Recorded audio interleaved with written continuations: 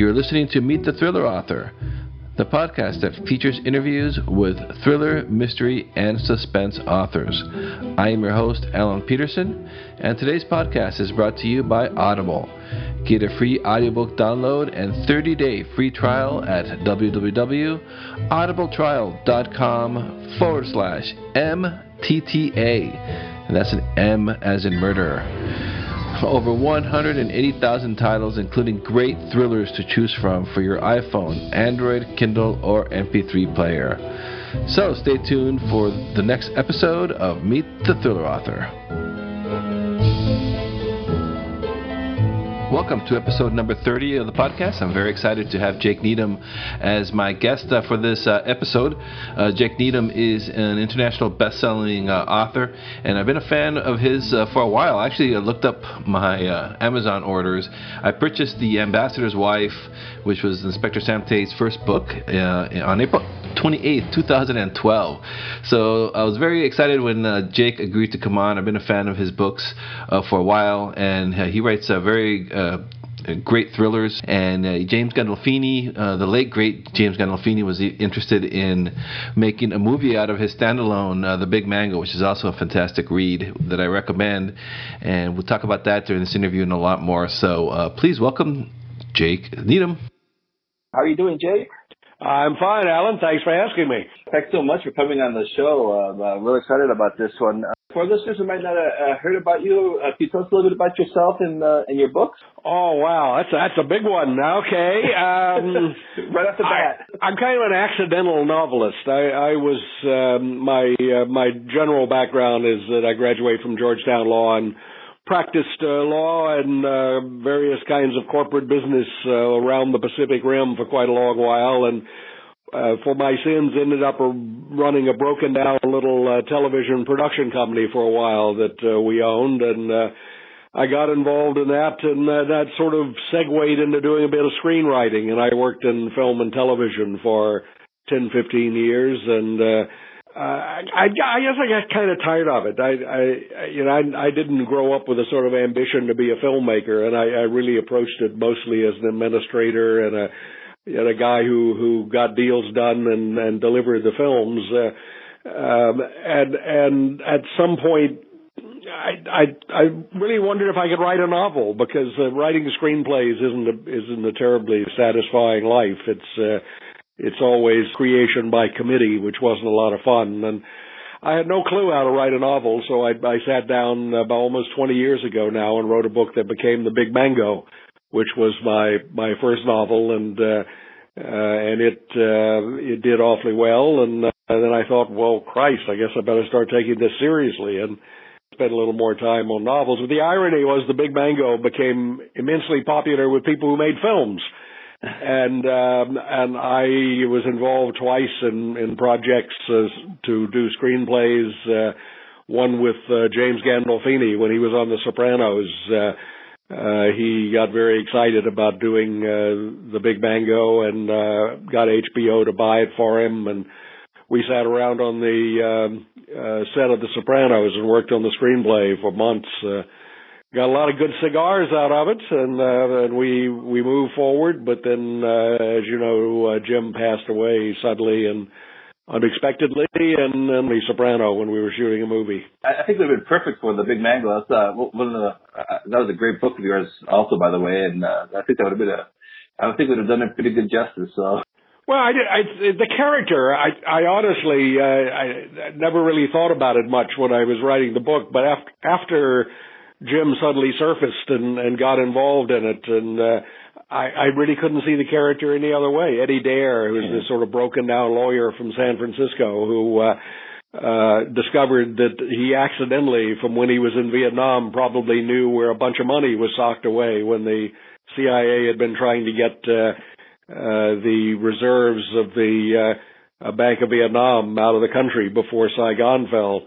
And he was fingered by all sorts of people as being the guy who knew where it was, and he just didn't quite know what to do about it. And I started seeing Jim in that role, and my God, that was Jim. I'd never met him, of course, when I wrote the book, and I just thought it was amazing. And so I saw why he got so interested in it. And it's a shame. I was really brokenhearted, not only because I lost a friend, but when Jim passed away, I thought we lost what would have been an incredible project there. And as I said, a hell of a lot of fun. But it didn't happen. That's life in the movie business. Yes, so for all my understanding, I hear everybody, when their books get optioned and everything, it's like still kind of like good luck if it ever gets made. It's kind of a weird industry out there. I have to say, honestly, Mango has been a good little earner over the years because it's been under option virtually its entire life. And that cranks out a few grand a year, and that's very nice and so forth. But the movie business works in strange kinds of ways, and the quality of the material, even the people who are involved, is perhaps the least important element. And whether something eventually gets made is more dumb luck than it is anything else. And it's just, from a writer's point of view, especially, it's really just not a lot of fun now. And it's because everything deals by committee, and you have all kinds of people who can't write for shit, who feel like they need to jump in and tell you how to rewrite stuff. And then when you actually get into production, then the actors own you. If they don't want to do something a certain way, then they tell you they're not going to do it that way. And unless the director is the 800-pound gorilla and can just sort of smash them into their places, it becomes this negotiation. I'll tell you one funny little story quickly. When we were shooting a film in Thailand back in the 90s, which turned out to be Ali McGraw's last movie. You remember Ali McGraw? Oh yeah, Steve McQueen. Yeah. That's anyway. It's Ali. We had Ali on the movie, and she was the villain, although you didn't know it until about 2/3 of the way through the movie. And she was this nice woman from the embassy who was solving problems and helping out and so forth. And at some point, she's walking down a street in Bangkok with this American woman who was the star of the movie, and they pass a beggar with two little children, and the woman, as tourists tend to do, reach for money, and Ali's character put a hand on her arm and said, don't do that. The kids are rented. Well, I mean, the kids are rented. That's how the begging brigade business works in Bangkok, that you borrow children, you rent them, and you share the take with whoever you rent the kids from. But Ali was incensed at the line. She thought it was an insulting thing to say, and she would never say anything like that. And I sat down and I explained, you understand, this is the first sort of indication that this nice old lady from the embassy is really a tough bitch. And you got to say won't say the line. So we had to write it out. And that kind of thing, it's not the line. I didn't give a damn about the line, but it was finding yourself sort of in constant negotiation with everybody. I mean, not just actors and directors, but suddenly the lighting guy says you can't do that shot that way because the lighting's not right. And it's just, writing a novel was an enormous relief because, by God, it's mine. It starts with where I want to start and it ends where I want to end, and all the pages in between are mine. And you pick it up and you read it, and if you don't like it, that's okay, because fiction is really a matter of personal taste. But you don't call me up and say, why don't you change it? Instead of a broken-down lawyer from San Francisco, how about two little girls who live in North Carolina? But you have those stupid conversations in the movie business all the time. And it just drove me absolutely mad, because the answer to every one of those kinds of changes was the same, which was, hey, that might be a really good story, but it's not the one I wrote. If you want to write that story, why don't you do it? As a typewriter and some paper, go ahead. But it's just, I didn't enjoy it very much. And therefore, when I started writing novels, it was an immense relief, because it is what it is, and it's there. And you look up 10 years later and it's sitting on a shelf and you see the spine peeking out at you, and you can't suddenly jump up and wave your arms and say, oh, no, I want to be different. It is what it is. And I've published 9 books now, and the 10th one will be out early next year. And you look back over those 9-10 books, and there's some things you love and some things you hate, but they're there. It's done. You finish a book and you move on to the next one. So I'm glad I'm writing novels now rather than writing movies. God willing, I'll never go back. And when you first decided to write your first novel, why did you choose crime and thrillers? Is that a genre that you enjoyed to read before you started writing? Yeah, I suppose in a way. I honestly, Alan, the answer, I didn't think about it. I just didn't think about it. When I look back on writing The Big Mango, of course, I had no clue what I was doing, and I'm convinced that one reason it has been so popular with film people is having no idea how to write a novel. What I ended up doing was writing a screenplay in prose, and so when film people read it, it feels like a movie. It feels to them like it drops out as a movie, and I suspect that was the case. But I didn't know what it was when I started. That's the way I still write to this day, is that I think you just sort of meander around, and I don't work from outlines or sit down and puzzle a plot through. You just find a good place to start, and then you come up with another scene and you plug one into that, and off you go. I think with Mango, the sort of vague idea I had when I started was that a lot of people over the years have written books set in Bangkok, which I've always called the bar girl and bullshit books. And they've become something of a nasty cliche. And I'm sometimes a little reluctant to admit that I've written a few novels set in Bangkok because people seem to have an immediate sense of what that's supposed to mean. So the idea of The Big Mango was that it was supposed to be a little bit of a send-up of all of those kinds of classic bar girl novels, a little bit of a giggle. And when it was published, nobody got the joke. They thought it was another one of those, but a better one. And so it sold like 100,000 copies in the first couple of years, and to this day it still sells quite well. And as I said, it's been out 20 years. But I didn't really set out with anything in mind other than to try to have a little fun with the traditional Bangkok novel form. I think the best description I've ever heard for a writer was the Bangkok Post described you as Michael Connolly with steamed rice. I think it's so cool. I dine out on that. I really do. You just can't get a better blurb than that, can you? I was really lucky when I first started publishing because I ended up publishing mostly in Asia and the UK. My print books were never even sold in the U.S., and therefore nobody here had ever heard of me. The next best line I ever heard was in a different review. The Bangkok Post described me as the best-known American writer no one in America had ever heard of. The point being that my book sold well through Asia, but the upside of that was newspapers still wrote book reviews then, sort of like the old days in America. So I would publish a new book, and I would be reviewed in the Singapore Straits Times, the Bangkok Post, South China Morning Post, Malaysian Star. So I've got all these great reviews and these wonderful review lines like that one, which I inherited from my early books that were published fairly prominently in Asia. And then when I started allowing my books to come out as e-books in the U.S., I think that really only worked for me because I already had a following and a fair number of people who knew me from the books that have been published and sold in Asia and the U.K. primarily.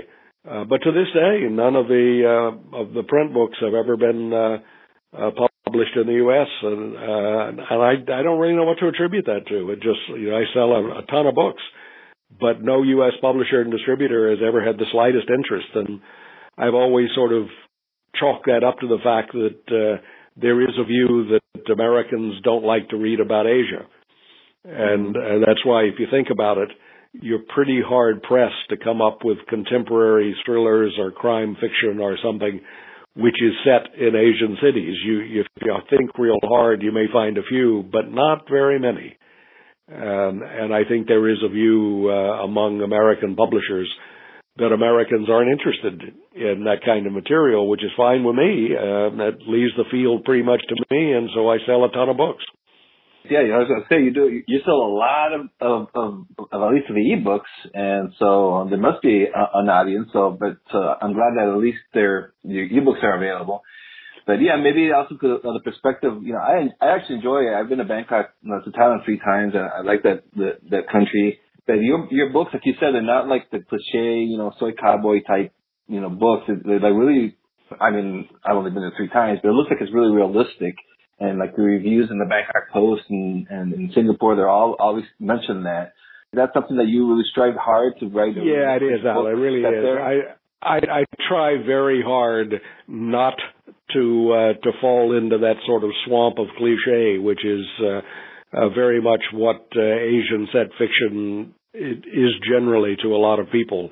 I write 2 series, as you know, and that's become a bit of a burden, but I did it originally because I wanted to come at things in 2 different ways. The Inspector Samuel Tay series is set primarily in Singapore, and Sam Tay is a Singaporean CID detective who's in his late 40s when the series starts and works up through 50 in his early 50s, and he's reached that point in life that a lot of us find in which you sort of look around and you say, shit, how did I get here?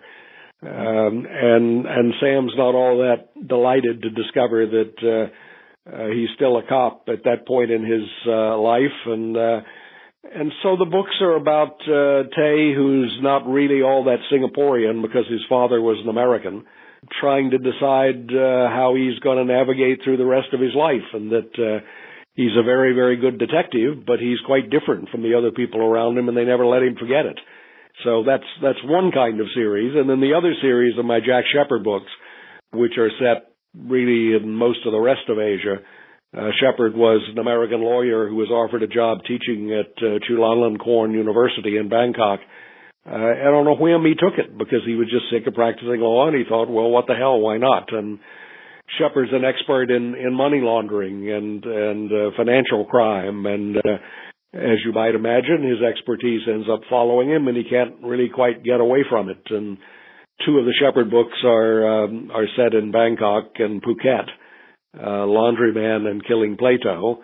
And then there's books set sort of in Dubai and Hong Kong and Bangkok called A World of Trouble, about a military takeover in Thailand, which Shepherd gets sort of sucked into. And then the 4th book called The King of Macau, in which Shepherd gets involved in a large-scale money laundering scheme in Macau. But all of these books are rooted in reality. Each one of them has its roots. Even the Tay books has its roots in something that really happened. But then you spin off from what really happened and turn it into something else, and that's what makes fiction. That's why I enjoy fiction, is that you can speculate in all kinds of outrageous ways. When I wrote A World of Trouble, because it had some parallels to actual military coups that had occurred in Thailand, and there is this sort of sense around that because I'm fairly well plugged into the region, that there's probably more truth in my books that I let on. I had to put a little forward in the book which said, hey friends, I make this shit up. This is fiction. It's not real. But nobody believes that. I had a friend who was the chief of station for CIA in Thailand for a long while, and he accosted me one day quite perturbed because of something in one of my books, and demanded to know how I had found out about it. And I kept telling him I didn't find out about it. I made it up. And he just wouldn't believe me. And finally, after we argued for a while over it, and he began to accept that I really didn't know about the operation, that he was concerned that I did, he finally kind of chuckled and he said, you know, that's one thing that happens when you write about Asia. You can't make anything up. Because whatever you do make up, eventually somebody's going to come up to you and either tell you that it did happen or it's going to happen. And I think I've found that over and over with my fiction. The things I thought I made up, people would come up to me and say, how did you find out about that? And that's Asia. That's why it's fun to write about. And is that something that you're reading your books? And I know, like especially Singapore, well, in Thailand as well, they're pretty strict about what is said in the media. Do you ever get worried that you're going to piss somebody off in power? Well, I mean, I wouldn't say I'm worried about it. In the Singaporean set books in particular, I think they're pretty mild. You know, Tay is a cop who's not necessarily happy about being a cop, so he's sometimes critical of the intelligence establishment there and all the rest of it. But, to go back to the Mike Conley thing, Mike writes about crooked cops in L.A. and incompetent cops and stupid cops, and nobody thinks to say a word. But in Singapore, there's a great deal of sensitivity to that. You're supposed to love everything Singaporean and only praise Singapore. And so a contact of mine in one of the foreign embassies there, and who operates in an intelligence capacity, called me up after the second book and said, if I were you, I wouldn't come back to Singapore for a while. That I've heard some stories that there are going to be problems for you if you come back. And I haven't been back since then. I trust his advice. I don't really feel terribly deprived. Being told you can't go back to Singapore is a little like being told you can't have another colonoscopy. So I'm not exactly upset about that. But I would have just laughed it off. I think it's kind of stupid, the idea that a country would actually harass a fiction writer, a novelist, because they didn't think he had been sufficiently filled with praise for the country. Sounds kind of stupid, but Singapore has in fact done it. They jailed a nearly 80-year-old British writer for the high crime of insulting the judiciary because he wrote in a book that the Singaporean judiciary was politically influenced, which plainly it is. And he was in Singapore delivering a lecture, and they arrested him. He went to prison for a year. Oh, wow. So in the light of something like that, you chuckle a little less hard. Yeah. But as I said, I'm in any way concerned. It's just that I've avoided returning to Singapore since then, and I have a lot of friends there and hear from a lot of people and so forth, so I don't really have to go back to keep the Sam Tay books going, and it's never my favorite place anyway, so I hardly feel deprived. Yeah, you keep visiting in your imagination with Sam Tay. Well, I try to make the books, as I said, they're rooted in real events. That's true, but it's also really important for me to root them in real geography. I was terribly pleased 2-3 years ago, something like that. There was some fan on Facebook who had gone to Singapore to find some of the locations. And he posted on Facebook a photograph of him standing in front of the house that he decided was the house in which Sam Tay lived. And he had it right. He actually found it. Because in order to make all this stuff work in my head, I went around, I found Sam's house and where he has coffee, and I just decided this is how it works. And he found the house. And I just thought that was cooler than hell. That the description was good enough that by gumshoeing around Singapore, he found the various places where Sam lived and worked. With the Jack Shepherd novels, is he personality in Jack Shepherd at all? I've always thought, Alan, that it's funny when people ask writers, is that character not really sort of you? They always ask that question about the hero. They never ask that question about the villain. And the answer has got to be that you can't write about people unless there is something of you to them, because they won't ring very real. But not consciously. I mean, the idea wasn't sort of to disguise myself as the hero Jack Shepherd, because he's not that much of a hero, to be perfectly honest. Jack's what I do share with Jack is at heart, Shepherd's a guy who just wants people to leave him the fuck alone and let him get on with his life doing whatever he really wants to do.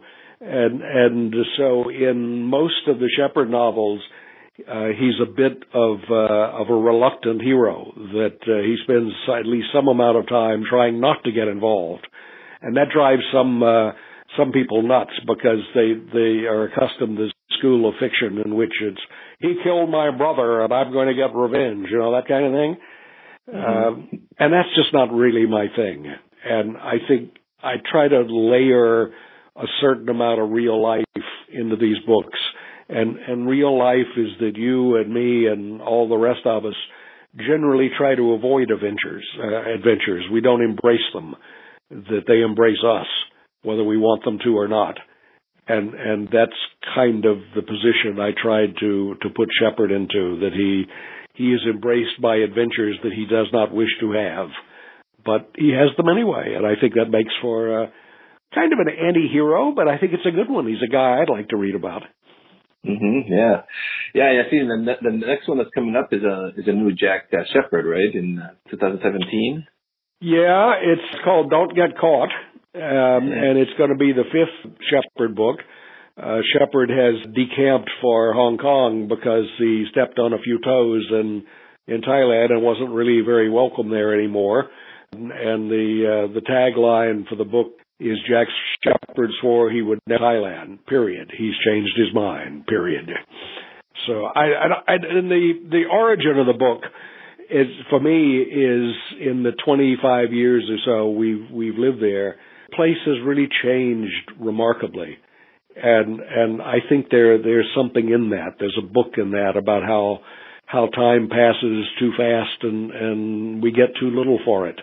And Thailand has been on a crusade really to obliterate its past, and I think that's a bit of a shame. And Shepherd shares a certain amount of wistfulness, I suppose, that I bring to looking at the past and the disappearance of things which had value. And I'm trying to get that in the book, that sense of it, that Asian cities have rushed pell-mell for what they see as progress. And progress usually turns out to be another condominium or another shopping mall. And I'm not sure what's left. One reason I love Macau and wanted to do The King of Macau is, in spite of the casino culture in Macau, old Asia is still there. I mean, it's a Robert Mitchum movie. It's if you ever saw that wonderful Robert Mitchum movie from the 40s called Macau, it's still kind of like that in places if you know where to look. But most other Asian cities have obliterated their past ruthlessly. Singapore leads the parade in that respect because they're slightly embarrassed by it, that it seems backward in third world, and they want to be forward in third world and first world and contemporary, and they've lost a lot. And I'm going to try to layer that into Don't Get Caught in a way that maybe I can convey it a little better than I can just in a few sentences while we're talking. Yeah, I really enjoy your letters from Asia as well. I would recommend listeners if they want to, know what's going on in that part of the world. Pretty insightful in the newsletter that you write, and especially now with the passing of the king in Thailand recently, it seems like a lot of changes might be coming, or maybe not. Well, I don't know. I mean, there's an old sort of observation a lot of people make about Thailand is that if you want to be known as someone who predicts the future, all you have to do is to say that tomorrow is going to be exactly like today and you'll be right almost every time. It doesn't change from a cultural standpoint very much, but I do these little letters from Asia maybe once a month, once every 6 weeks. If anybody's even remotely interested, you can go around to my website, which is just jakeneedham.com. Put your name on the list, and anytime you get bored with them, you can take your name off the list. And I try to write every now and then, and not always about political matters, but sometimes I try to talk a little bit about the real basis for some of my books and some of the things about the real people and places that are in there. And I put in a lot of pictures. People like pictures, and I can shoot a few pictures around town and stick those in there. And people seem to get a kick out of them, so I enjoy doing them. Sometimes they feel like a bit of a burden, but people enjoy them so much that I try to get one out every month or 6 weeks. Because you've been living in that part of the world for several decades now, right? Like 30 years? Or?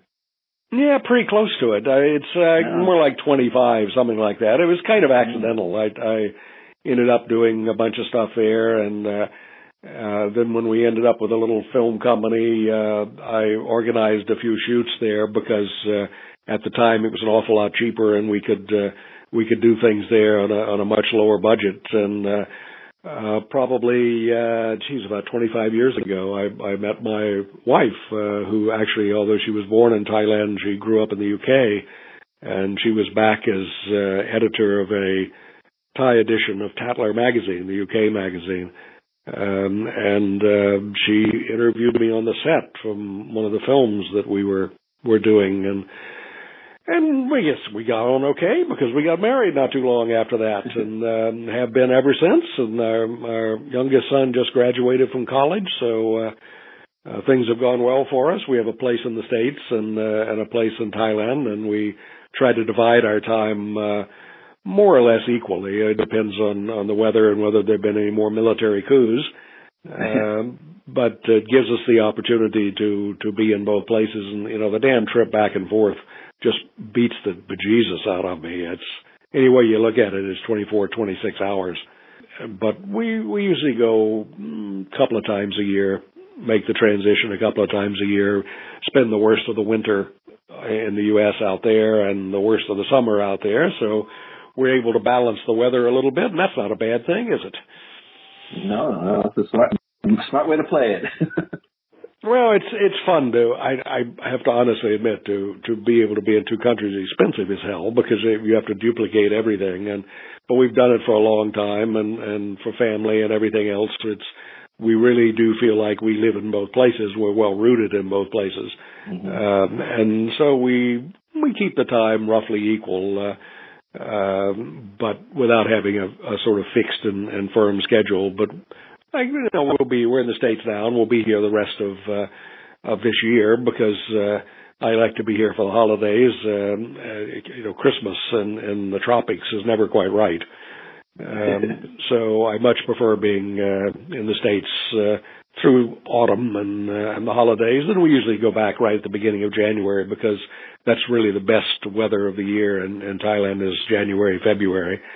And then by March and April, it's starting to get just hot as hell. So we tend to come back here then. There's an old joke that Thailand has 3 seasons: hot, extremely hot, and oh shit.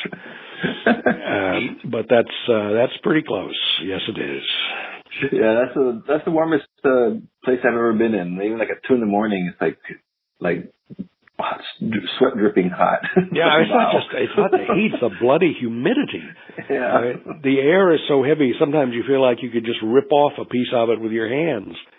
But you kind of get used to it, but I can't imagine how people live there before air conditioning. I just really can't. Yeah. I remember we had friends that lived there. It was like, if you wanted to go for a run or anything, you had to do it before 9 a.m. Yeah, I mean, you really do. And it's, this is the rainy season, and I'm just reading an email a few minutes ago that apparently they had some really heavy rains last night, and it just, you suddenly get these monsoons, literally. These monsoons come in, and the next thing you know, you got 3 feet of water in the streets because the rain simply falls so fast that no drainage system can possibly be adequate to take it away. And within 2, 3, 4 hours, things are dry enough. But the rain simply comes down so hard that the drainage system backs up, and there's no way to drain the city. So, you get used to it. It's life there is different. We try not to go outside unless we absolutely have to. We have a lovely apartment on the 46th floor, and we look out over the city, and I can look down on the city, and it looks a hell of a lot better from the 46th floor than it does from ground level. What's next for you now? Are you continuing to write both in the Jack Shepherd and Inspector Tay world? Well, I'm not sure, to be honest, Alan. I'm going to finish Don't Get Caught, of course. That'll be Shepherd number 5. And I'm not really sure. In some ways, I'm sorry I started a second series because keeping 2 series going at the same time really is a burden, and it sort of means you don't get to do anything else. And more than once it sort of occurred to me that it might be fun to just put both series aside and go off in a different direction. The only standalone novel I have is The Big Mango, and all of the other books fit into one of the 2 series. And I think the reality now, especially with ebooks, is people just love series. They like to get involved in a series. And anytime I sort of hint that maybe I'm not going to keep going on a series, I get all these angry emails from people saying, you can't do that. You got to keep it going. And so I feel kind of guilty. And all these really nice people out there who don't ask me for anything except more books. And I sort of feel like I ought to take a shot at supplying them. And so, each time I finish a book in a series, I think, well, maybe that's it. Maybe I just won't go any further. But then by the time I finish this Shepherd, I probably will be missing Sam Tay and decide to go back and do that. I've always had in mind that if I decide to close the Shepherd series, the title of the last book is going to be The Last Shepherd. But I don't know. Maybe. I'll let you know. I like that. You heard it here first. All right. Well, Jake, I wouldn't have to take any more of your time, but I want to really thank you for coming on the show. And we do have a lot of aspiring writers that listen to this show. I was wondering if you have any advice that you could give to any aspiring writers out there listening. Oh, wow. Jeez. You know what? Loaded question, huh? I know. People ask me that. I never know what to say that doesn't sound kind of stupid, because I've always hewed to the view that writing's not brain surgery, man. It's if you have the knack for it, it's really relatively easy. And I think the reason most people don't do it very well is that it simply requires you to put your butt in a chair and do it. And it's, people like to talk about writing, and they like to meander around and tell people that they're writing it. But that can't be done. You got to treat it like a job. It's a real job. You show up at the office at 9:00 and you work all day, and you knock off at 7 and go out and have a drink. And I think you don't wait for inspiration. It's something you just got to do, and that sounds really pretty boring. It doesn't sound like decent advice, but I got to tell you, I think that's the only real advice. That writing isn't inspiration; it's hard work. And you got to set out to build a table. You got to cut some legs and a top and put them together. And writing works the same way. You show up, you do your job, and then you knock off and go home. And it sounds dumb, but I swear to you, it's the only way you're going to get it done. Absolutely. That's great advice. It's the truth. Well, I think writing is craftsmanship. It's not inspiration. And I know there'll be people who will say, it's not true. You have talent. Yeah, you got to have a certain amount of talent, but not very much. I mean, to get a book over the line into something that's really good enough to engage people that they will want to read it and that they will enjoy it. It doesn't have to be perfect. You don't have to be a genius. You don't have to be Mike Conley or Ernest Hemingway. You just have to be able to tell a decent narrative. But then the problem is you got to write 100,000 words. And that's craftsmanship. And you sit down and do it. And the only thing I can really say about that is that nobody ever wrote 100,000 words. What you do is you write 1,000 words 100 times. Mm-hmm. And that's discipline. It's discipline and craftsmanship. It's less talent and less inspiration than just discipline and craftsmanship. And if you got that discipline and you can put your butt in a chair for 3 months and knock out 1,000 words a day for 90 days, hell, you got a book. That's how it's done. Thank you very much. Alan, my pleasure. I thoroughly enjoyed it. And again, I appreciate you inviting me on. And if anybody is listening and wants to let me know what they think of any of the books or has any questions, then you can just go to my website, jakeneedham.com, and there's a little form on there where you can contact me, and I try to answer everybody who's nice enough to write. So if anybody, for any reason, has a question or a thought, I encourage them to get in touch, and I'll try to respond as quickly as I can. Thank you for listening to this episode of Meet the Thriller Author. I'd like to ask you to please review and rate this podcast over on iTunes. It really helps me get the word out. If you take a few seconds of your time to do that, it would be much appreciated. You can also visit my website at thrillingreads.com/podcast for show notes on this episode, as well as information about the podcast in general. And you can also sign up for my mailing list there. You'll be getting special offers from our guests, as well as information, behind-the-scenes information on the podcast. And please do visit my author website at alanpeterson.com. I appreciate your support. And so until next episode, I will talk to you then.